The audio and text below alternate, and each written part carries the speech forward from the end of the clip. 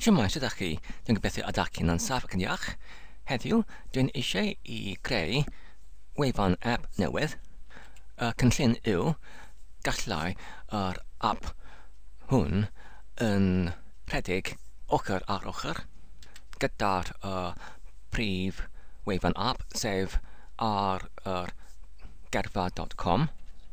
ac wedyn y rheswm ar gyfer yr app newydd. Wedi mynyddoedd o dysgu gerfa, dwi'n yn darganfod fodd gorau I dysgu ac I gofio gerfa ydy I ffurfio brawddegau oddi wrth geiriau newydd. Efallai, enghraifft, dwi'n yn gallu darllen nofel ac dwi'n yn gallu creu rhestr o geiriau dwi ddim yn nabod yn lluniadau o'r nofel neu destunau eraill. Ac peth sydd mor rhyfeddol y dyddiau hyn yw os ydych chi'n defnyddio dyfais symudol ac os ydych chi'n gallu ar un ochr darllen rhyw testun digidol ar yr ffôn dwt ac yn y cyfamser enghraifft ar yr dyfais Android rydyn ni'n gallu hollti neu gwahanu neu agennu y sgrin yn ddau rhan. Y rhan uchod ac y rhan isod ac rydyn ni'n gallu darllen enghraifft ar y rhan uchod testun ac ar y rhan isod rydyn ni'n gallu cywerio porio'r hyd at rhyw wefan geiriadur ac rydyn ni'n gallu dod I hyd o'r diffiniadau ar gyfer y geiriau yn gydnabyddus gyda ni ac dwi'n yn canfod mae'r fodd hon o ddysgu geiriau newydd yn eithriadol yn rhyfeddol hefyd. Ond ar gyfer y geiriau I lynu neu I gydlynu union yn y golf, mae'n bwysig dwi'n yn darganfod I admefer y defnyddiad o'r pob un gair yn rhyw brawddeg. Felly, dyma'r rheswm ar gyfer yr wefan app newydd yma. Dwi'n eisiau I creu rhyw fath o'r gêm ar y wefan sydd yn mynedadwy trwy'r poriwr ar yr ffôn dwt neu ar yr sgfrig. Ac trwy'r app hwn rydyn ni'n gallu ymarfer yn creu brawddegau oddi wrth geiriau newydd. Ac wedyn, rydyn ni'n wedi creu yr wefan gerfa.com ac mae'n dangos I mi, mae'n addas I osod yr wefan app hwn rhywle dan yr gwefan hon. Felly, dwi'n mynd I creu pregell newydd sydd yn galw GemStori dan y prif pregell ar y wefan hon ac dwi'n gwneud hyn trwy defnyddio y gorchymyn MakeDear neu MKDER ac wedyn gwagle ac wedyn yr enw o'r pregell sef GemStori. Wedyn y sangiad nesaf yw I mynd I mewn i'r pregell newydd trwy'r gorchymyn XD neu Change Directory ac wedyn gwagle ac wedyn yr enw o'r pregell newydd sef GemStori. Ac wedyn yr sangiad nesaf yw I creu y dudalen mynegau newydd sydd yn galw index.php. Felly dwi'n yn gwneud hyn trwy defnyddio y gorchymyn VI ac wedyn gwagle ac wedyn yr enw o'r dudalen mynegau index.php ac wedyn doddiad ac wedyn fi'n mynd I defnyddio ysgrifbwrdd o'r cod yma sydd yn rhoi strwythur sylfaenol o'r dudalen HTML ac wedyn ar gyfer yr dechreuad dwi'n mynd I creu yr adran ar gyfer PHP fel hyn trwy defnyddio yr confychu ongl gyda'r gofynod ar y dechreuad ac ar y diwedd, ac wedyn yr awydd air PHP ar y dechreuad hefyd. I arwyddocau, mae'r hyn y dechreuad o'r adran ar gyfer y cod PHP. Ac wedyn, i arwyddocau, mae'r holl peth yn gweithio. Dwi'n mynd i wneud yr syml adleisiad allan ar y dudalen trwy defnyddio yr arwyddocau'r echo, ac wedyn gwaglau, ac wedyn dwi'n mynd i alw ar y ffwythiant date, ac wedyn i allbynnu y dyddiad yn yr fformat gyda'r yn gyntaf yr blwyddyn yn y 4 digid, ac wedyn yr mis, ac wedyn y dyddiad, ac wedyn yr awr, ac wedyn y munud, ac wedyn yr eiliad, ac dwi'n mynd i achub y ffel fan yma, ac wedyn dwi'n mynd i yn ôl i'r dudalen wefan, ac wedyn mewnbynnu yr blaenslaes i cyferio at yr pregell newydd dan y prif pregell, sef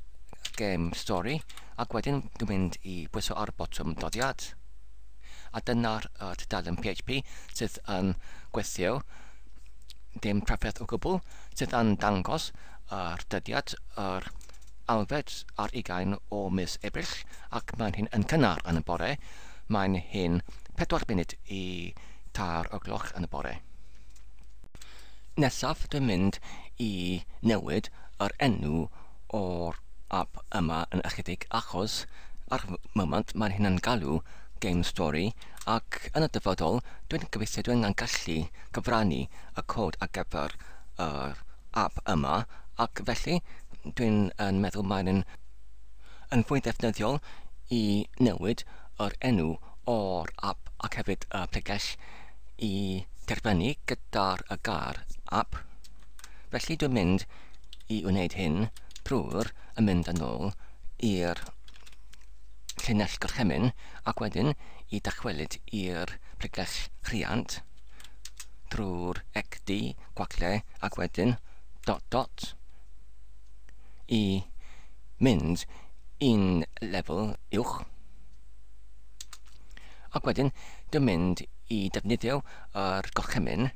MV neu move, ac wedyn gwaglau i symud yr pregell oddi wrth yr enw greiddiol GemStory i'r enw newydd, sef GemStoriAp fan hyn, ac wedyn dwi'n mynd yn ôl i'r ffortiwr, ac dwi'n mynd i newid y cyfeiriad oddi wrth pregell GemStory i GemStoriAp fel hyn, ac mae'r hyn nawr yn gweithio hefyd. Fan yma mae gyda mi taenllen sydd yn cynnwys yr geriadur o'r geriau Cymraeg sydd dwi'n wedi eu cysgu ers blynyddoedd. Yn y taenlen yma, mae'r casgliad aruthrol o'r geriau Cymraeg sydd yn chrefo hyd at 56,293 o eriau, ac ar gyfer y cyntaf fersiwn o'r app yma, y cynllun yw os gellir yr app darllen oddi wrth yr data yma, ac ar y dudalen wefan yn cynnig yr eriau i'r defnyddwr neu ymweledwr i'r wefan, ac felly os gellir yr ymwelwr yn dewis oddi wrth y rhestra ar y dudalen, y rhai sydd yn cydnabyddus iddo fe, mae'r rhain yn gallu ffurfio y swp o eriau sydd yr ymwelwr yn gallu ffurfio brawddegau allan ohonyn nhw. Ar gyfer y rhai ohonoch chi sydd yn diddori yn sut o dod o hyd o'r casgliad o'r fath yma o'r eriau Cymraeg? Wel, yna'r mae'r cwrdd o'r geiriaduron Cymraeg oddi wrth yr oes Victorianaidd sydd ar gael yn yr cyhoedd ar y rhyngrwyd. Os ydych chi'n gallu dod o hyd o'r enghraifft rhyw PDF neu dogfen sydd gyda fe yr trwydded yn y cyhoedd, wedyn mae'n mater syml o casglu y testyn allan ohono fe i ffurfio eich casgliad o geiriau Cymraeg. Oherwydd mae'r geiriaduron hyn oddi wrth yr oes Victorianaidd, maen nhw'n cynnwys llawer o'r termau sydd yn ychydig yn hen ffasiwn, ond dwi'n credu mae'r geiriau hen ffasiwn yn eithriadol o bwysig, achos maen nhw'n agor yr mynediad i'r llenyddiaeth Cymraeg oddi wrth yr oes Victorianaidd, gyda'r awduron pwysig fel Llanogwen a Beria Gwynfe Evans, ac os rydyn ni'n gallu defnyddio yr geiriau Victorianaidd, dwi'n credu byddai hyn yn cryfhau ac yn bywhau yr iaith cyfoes. Yn ôl i'r tanlen, dwi'n yn unig yn eisiau yr golofnau ar gyfer y geiriau Saesnig, Cymraeg ac hefyd yr llafariad rhanbarth. Felly dwi'n mynd i addysgrifio yr cyntaf tar o golofnau i'r tab newydd yn y tanlen, ac wedyn i bastio i mewn fel hyn, ac wedyn fi'n eisiau yr golofn gyntaf i fod yn Gymraeg fel hyn, ac wedyn ar ail i fod yn Saesnig,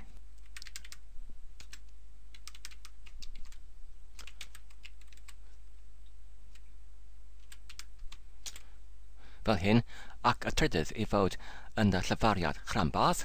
ac wedyn fi'n eisiau i ddidoli yr holl tanlen yn y trefn egwyddor yr cyntaf colofn fel hyn.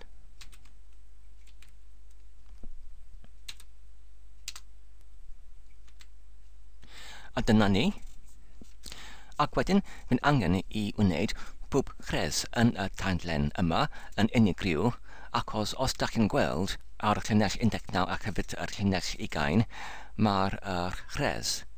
yr un peth, sef gyda'r gair ar ar gyfer y Saesnig ground yn y llafariad rhanbarth yr enw gwrywaidd. Ac dwi'n gallu gwneud hyn trwy allbynnu y tanlen yma i'r testyn.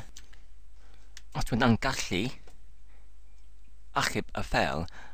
fel y fformat testyn fel hyn,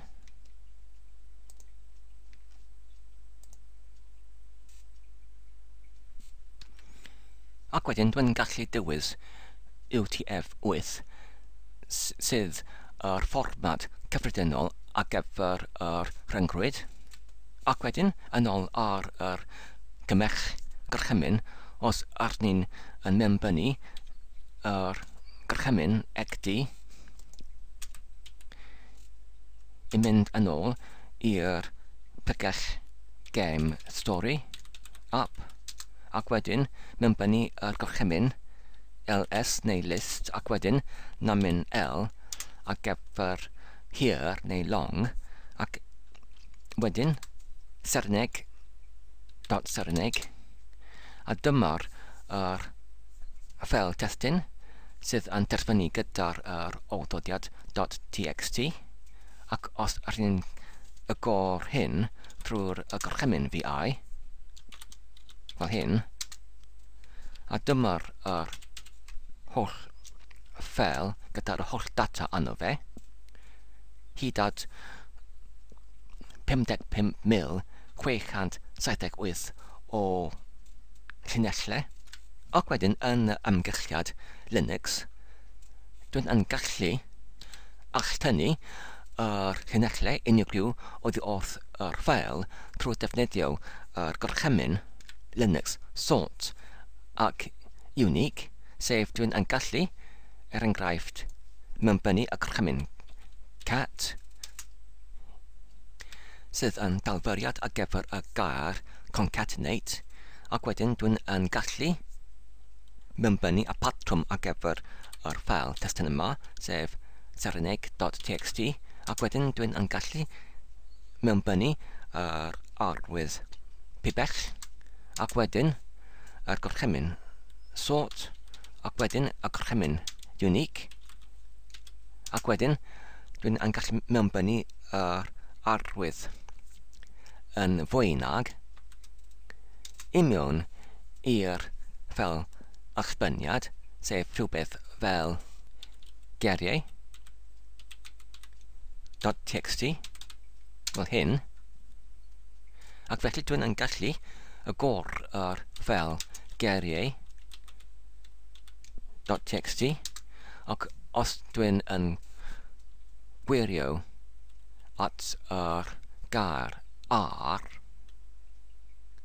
yn y llinell 19, nawr mae gyda ni yn unig yr un llinell ar gyfer y gair ar. Wedyn, pan dwi'n yn gwneud yr brasgolwg yn y ffeil, dwi'n yn ganfod mae'r rhedegyadau o'r byrfau fel hyn ar y llinell 7970. Mae gyda ni yr amperffaith o'r ferf i fod, ac ar gyfer y dysgydiaeth o'r gyrfa, dwi'n meddwl ar ydyn ni'n yn unig yn diddorwyd yn dysgu yr ferfau enw yn y trefna rediadau o'r ferfau, ac hefyd os ydyn ni'n edrych ar geiriau eraill, fel enghraifft y ger birym ar y llinell 7985, mae'r tair ohonyn nhw, ac mae'r hyn yn gallu gyfartalu i'r geiriau Saesnig balm, froth neu yeast. Felly, oherwydd mae'r gymaint o'r geiriau yn yr rhestr hyn, sef mae gyda ni nawr yr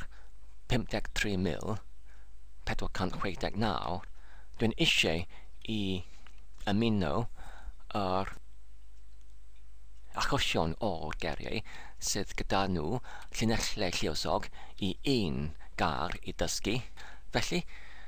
i crynhoi, cyn y gallwn ni gwneud rhywbeth gyda'r data yma, mae angen i ni yn gyntaf i paratoi yr data i mewn i'r ffyrdd sydd yn addas ar gyfer swyddogaeth. Felly ar gyfer hyn, mae angen i mi i wneud yn ychydig o'r ymresymeg yn y cod i paratoi data i mewn i ffyrdd sydd yn addas ar gyfer swyddogaeth.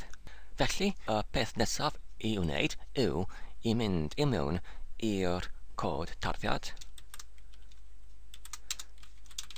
sef yr index.php, fel hyn, ac wedyn, yn gyntaf, dwi'n mynd i creu y swyddogaeth i darllen oddi wrth y geiriau.txt ac i paratoi y data i wneud ef yn addas ar gyfer yr swyddogaeth hon. Ond yn gyntaf, dwi'n mynd i dogfennaethu y rhestr o bethau sydd angen i wneud. Fan yma, yn ytrach na defnyddio yr offeren docproj fel oes ni'n wneud yn prosiect ar gyfer gerfa.com. Dwi'n meddwl achos ar y dechreuad o'r prosiect yma, mae'r swyddogaeth sydd ar ni'n yn gyntaf ar dechreuad yn eisiau I greu yw yn achtig yn fwy syml, felly does dim yn angen ar y cyfnod hwn I defnyddio docproj I docfennaethu am y tro hwn, ond yn atrach y gallwn ni enghraifft defnyddio rhestr syml o bethau I wneud ac hefyd o'r itemau yn y rhestr sydd wedi eu cwblhawyd. Felly dwi'n mynd I gwneud hyn yn gyntaf trwy creu y rhestr o bethau I wneud ar y brig o dudalen HTML ac wedyn yn dan nhw dwi'n mynd I creu y rhestr o bethau sydd wedi eu cwblhawyd.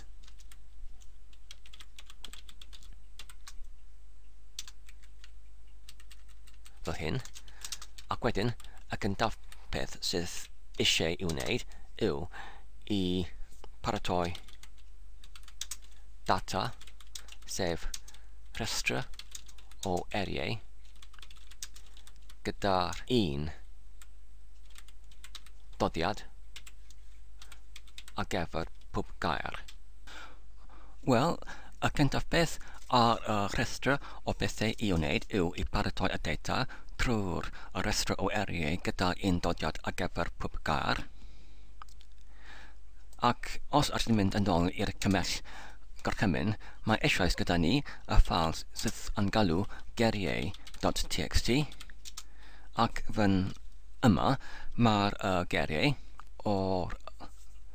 colofnau yn Cymraeg, yn Saesnig ac wedyn y rhanbarth o'r llyfariad. Felly y cynllun yw, neu yr amresymeg yw, I dolenni trwy pob llinell yn y ffail hwn, ac wedyn, os mae'r gair yn Cymraeg yn gwahanol, wedyn I ychwanegu fe I mewn I rhestr newydd, ac hefyd, rydyn eisiau I hidlo mas geiriau sydd ddim yn fath. Enghraifft, os ydyn edrych yn ffail, mae'r hefyd geiriau sydd yn rhan o'r redediad o'r ferfau. Enghraifft, geiriau fel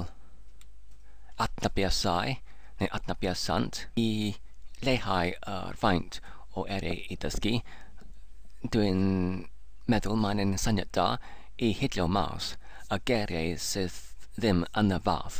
o enghraifft enwau, berf enw, ansodderau, adroddiadau, geiriau fel hyn sydd ddim yn rhanbarth o rhyw rhediad yn yr air. Ar gyfer hyn,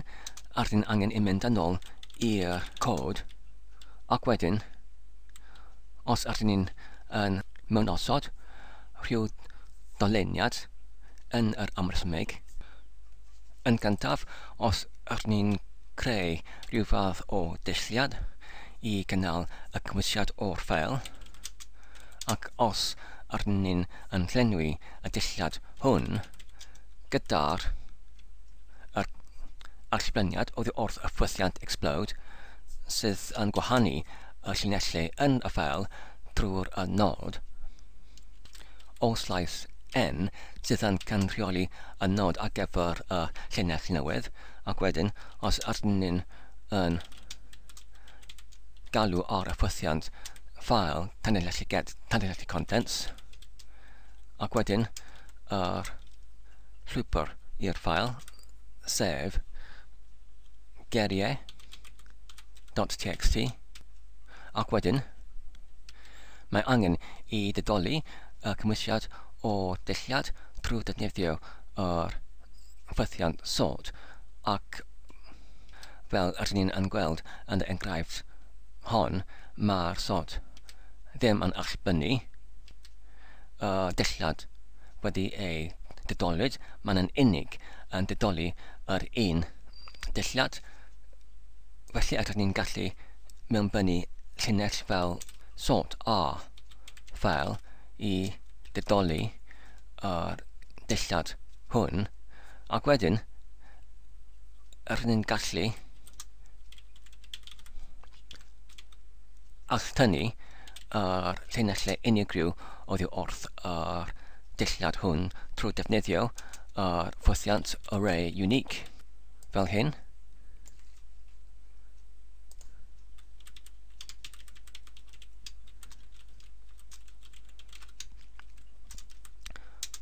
Wedyn, gallwn ni'n dolenni trwy'r dillad hwn trwy'r ffwthiant foreach.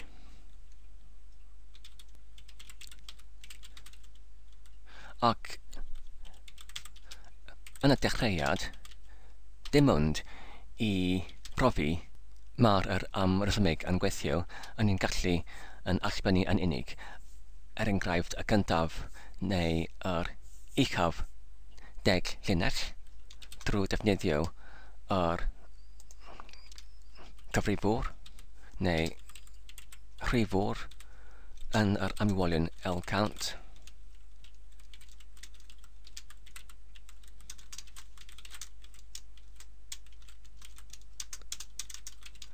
Os ydy'r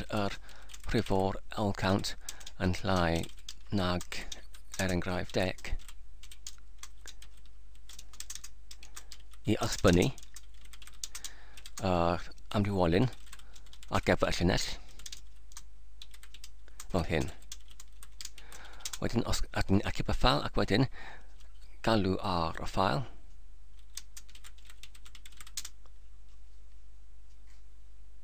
trwy'r cymell gorchymyn, mae hyn yn digwydd, ac os ydyn ni'n mynd i'r poriwr ac yn gwneud yr un peth, mae hyn yn digwydd hefyd, ond ar y poriwr mae angen i allbynnu yr tagiau ar gyfer y llinell newydd, sef yr ongl cronfach agor, ac wedyn VR, ac wedyn blaen slaes, ac wedyn cae ongl cronfach fel hyn. A dyna ni.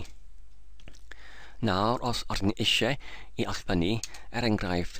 yr uchaf 100 llinell, wedyn gallwn ni newid y 10 i 100 fel yma, ac i y ffel, ac wedyn adnewyddu y dudalen, a dyna nhw yr uchaf 100 o'r llinellau. Nawr, y peth sydd dwi'n eisiau i'w wneud yw i osod bob un gair Cymraeg gyda'r un rhan llafariad ar yr un llinell ar y allbaniad, ac wedyn os mae yn fwy nag un diffiniad yn y Saesneg ar gyfer yr gair ac hefyd y rhan llafariad Gymraeg, i rhestru nhw ar ôl yr gair Cymraeg a'r rhan llafariad ar un llinell, ond yn unig i wneud hyn ar gyfer yr rhan llafariadau sylfaenol, ac nid enghraifft ar gyfer yr rhan barth o'r chrediad o rhyw ferth enghraifft neu adroddiad. Felly ar gyfer hyn, mae yn gyntaf angen i newid y rhestriad o'r dydoliad o'r colofnau, sef mae angen yr rhan llafariad i fod cyn y gair Saesnig yn ytrach nac ar ôl.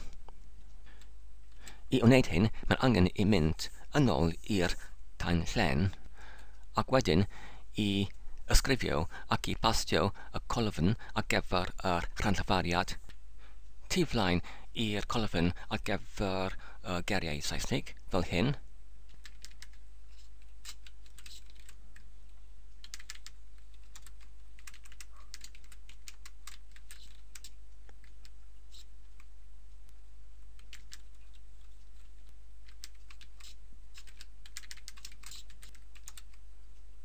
Nawr wedi achub y taen llein,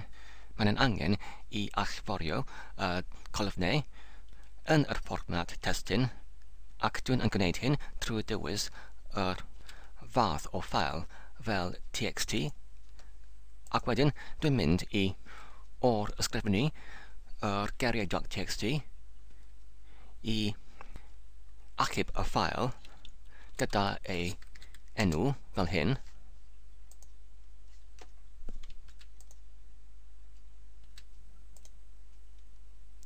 ac nawr, os ydym ni'n mynd yn ôl i'r dudalen ar y fforwyr ac yn adnewyddu y dudalen, nawr, ydym ni'n darganfod mae'r llinellau yn ei dydoli yn y drefn egwyddor. Yn gyntaf, y colofnau ar gyfer y geiriau Cymraeg, ac wedyn y colofnau ar gyfer yr rhanllafariad. Nawr, y cam nesaf yw I osod pob un cyfarfyddiad unigryw o gair Cymraeg ac hefyd rhanllafariad ar y un llinell, ac ar gyfer hyn yn unig ar gyfer yr rhanllafariadau sydd yn sylfaenol yn edrych na rediadolyn. Felly, ar gyfer hyn, y cam gyntaf yw I gwahanu yr amrywolyn LTMP-STR1 i'r tar o colofnau trwy defnyddio y ffwythiant explode neu ffrydro fel hyn.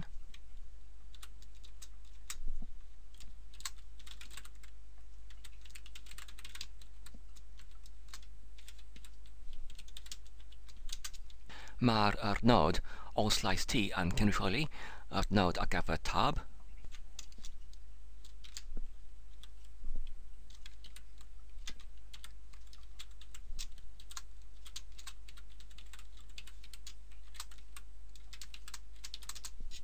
Hefyd mae'n angen rhyw fath o amrywolyn I cynnal y gwerth ar gyfer yr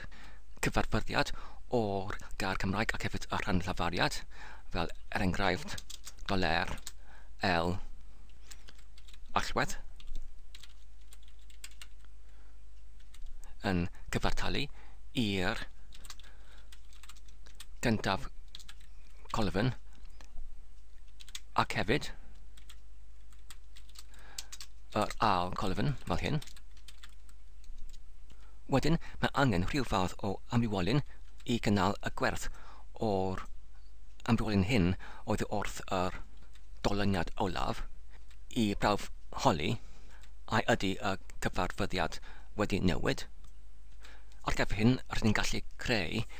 amrywolyn newydd tu allan o'r dyluniad sydd yn galw rhywbeth fel blaen allwedd. Ac wedyn, yn y diwedd o bob un dyluniad, oherwydd mae'r amrywolyn blaen allwedd yn angen I gynnal y gwerth yn yr amrywolyn allwedd yn y dyluniad olaf, mae angen I asenio yr gwerth yn yr amrywolyn allwedd I mewn I blaen allwedd fel hyn.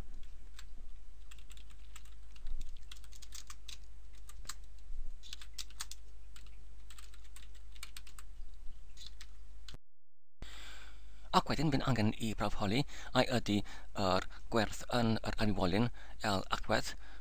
yr un peth fel y gwerth yn yr amrywolyn blaen allwedd. Os ydy, mae angen I atodi y gair Saesneg I rhyw fath o restra sydd wedi ei tregu i'r gwerth yn yr amrywolyn allwedd yn rhyw fath o dulliad. Fel hyn, ar gyfer hyn, bydd angen I creu tu allan o'r dyluniad, foreach, rhyw fath o amrywolyn I cynnal y gwerth ar gyfer yr rhestr o eriau Saesneg, fel hyn. Ac wedyn, bydd angen I atodi I mewn i'r amrywolyn hwn, bob un gair Saesneg sydd gyda fe yr un gwerth yn yr amrywolyn allwedd, fel hyn, ac fy'n angen I gwahanu pob un gair gyda'r rhyw atal nod, fel hyn, ond dwi'n yn unig yn eisiau I wneud hyn, os nad yw amrywiolyn rhestr Saesnig yn gwag, yn arall eriau, os ydy rhyw gar Saesnig yn eisoes yn yr amrywiolyn hyn, fel hyn, ac wedyn, os ydy'r amrywiolyn allwedd yn wahanol i'r amrywiolyn blaen allwedd, sef os ydy yr allwedd ar gyfer yr dulliad wedi ei newid, felly mae angen I mewn osod y rhestr o eriau Saesnig I mewn i'r dulliad, fel hyn,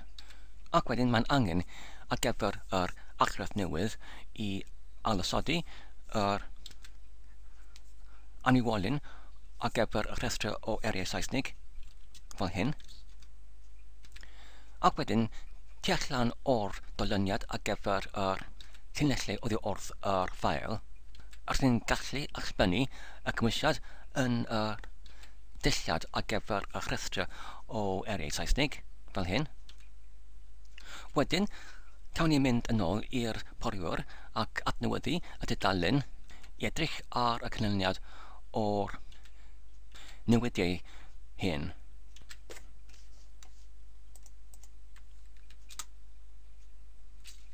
Mae'n disgwyl ar gyfer yr trafferniad o'r crwn gronfach fel hyn, ac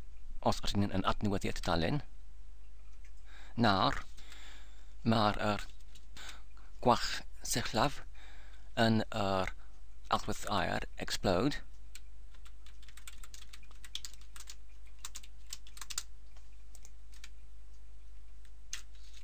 ar gyfer y neges gwach sydd yn dweud mae'r oddi osod yn llinell 34 yn diffinwyd, ac mae'r hyn yn wir achos os mae'r llinell gwag ar yr terfyniad o'r ffeil, fyddai hyn yn achosi yr neges gwach hwn. Felly, os ni'n gallu ysgoi hyn drwy'r mewn osod prawfholiad, os ydy oddi osod yn diffinwyd I barhau gyda'r doleniad fel hyn.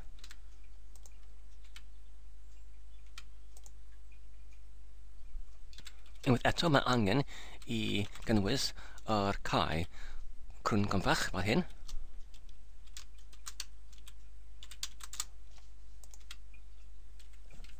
Ac hefyd I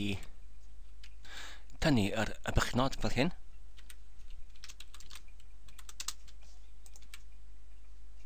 A dyna ni.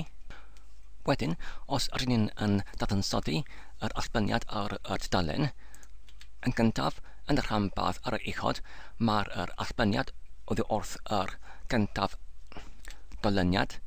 sef y gyntaf dolyniad foreach, ac mae'r hyn yn darllen trwy'r bob un llinell yn y ffail, ond y mae'r data hyn yn unig yn gyfryngedig ac nid yr allbyniad terfynol. Felly, does dim yr allbyniad hwn yn bwysig, felly yn y cod rydyn ni'n gallu dilawni yr allbyniad o'r data gyfryngedig hwn trwy'r gosodi yr arwyddnodiau ar gyfer yr sylwebau, sef y dwbl blaenslaes fel hyn, ac wedyn trwy'r defnyddio y ffythiant pryn tanlinellu ar, mae hyn yn allbynnu y data yn yr amrywiolyn o'r dulliad a rhestr Saesnig, ond os ydyn ni eisiau yr allbyniad ar y dudalen I fod yn defnyddio'r cyfalgar neu datlanadwy yn hawdd, mae angen I dolenni pob un rhes yn yr dulliad hwn, ac wedyn I fformatio yr rhes yn y ffyrdd sydd yn defnyddio'r cyfalgar ar y dudalen, fel hyn.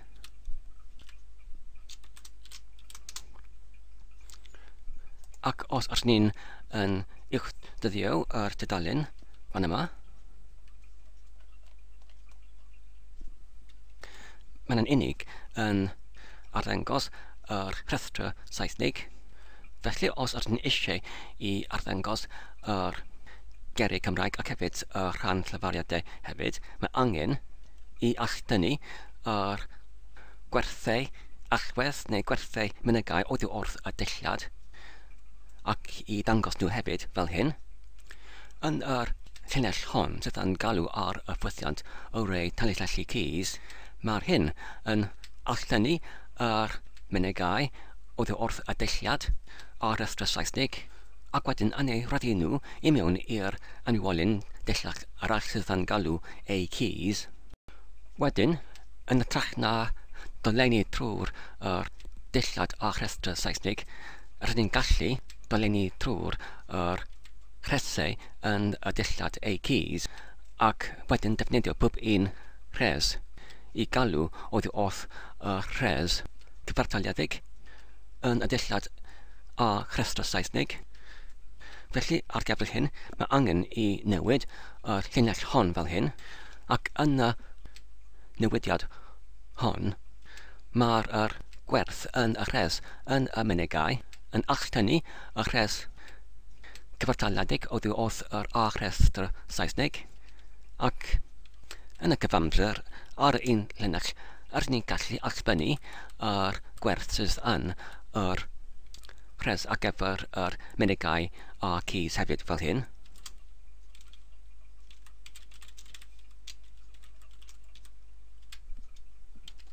Wedyn, os rydyn ni'n gallu uwchdyddio y dudalen, mae'r gwall sillafu yn dod oddi wrth y llinell 54 sydd yn diffygio yr rhif 1 ar y dyfyniad o'r llinyn. Ac os ydyn ni'n achub y ffeil ac wedyn uwchdyddio y dudalen fel hyn, nawr mae'r dudalen yn arddangos yr